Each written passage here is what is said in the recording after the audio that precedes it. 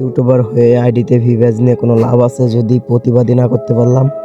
এই যে আমাদের বাংলাদেশে এতগুলা ইউটিউবার রয়েছে, কেন তারা কি প্রতিবাদ করতে পারে না? তাদের তো গেরিনার সাথে যোগাযোগ থাকে।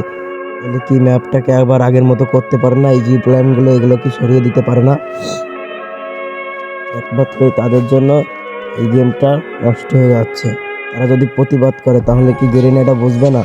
তারা তো তাদের কথা শুনে তো গেরিনা বুঝবে। গেরিনা কোন কারণে তাদের ভিউয়ার্স দিছে, ভালো মন্দ জানার জন্য, আমাদের জানানোর জন্য। ভিউয়ার্স পেলারদের তো আমাদের আগে আগে সব রিভার্সগুলো পাই। তাহলে গেরিনার যখন এদের দেখাইছিল তখন কি তারা বলতে পারে না এই গেরিনা এগুলো দিও না? শত শত মানুষের ইমোশন এই গেমের ভিতরে। এরপরেও গেরিনা, তুমি এটাকে যদি কোনো ইউটিউবার দেখে থাকেন ভিডিওটা, বা কোনো প্লেয়ারের সাথে কোনো ইউটিউবারের সাথে যদি তাদের লিঙ্ক থাকে তাহলে আমার ভিডিওটা তাকে শেয়ার করে দিবেন, সে যেন আমার ভিডিওটা দেখে, সে বুঝতে পারে, তাদের ভুলটা ভাঙতে পারে। তো ভয়েসটা নষ্ট হয়ে গেছে একটু, কারণ আমার ঠান্ডা লাগছে, যার কারণে আমি ভালো মতো ভয়েসটা দিতে পারছি না। তো কোনো ইউটিউবারের সাথে যদি লিঙ্ক থাকে আপনাদের, তাহলে সেই ইউটিউবারকে একটু শেয়ার করে দিবেন, সে যেন প্রতিবাদ করে।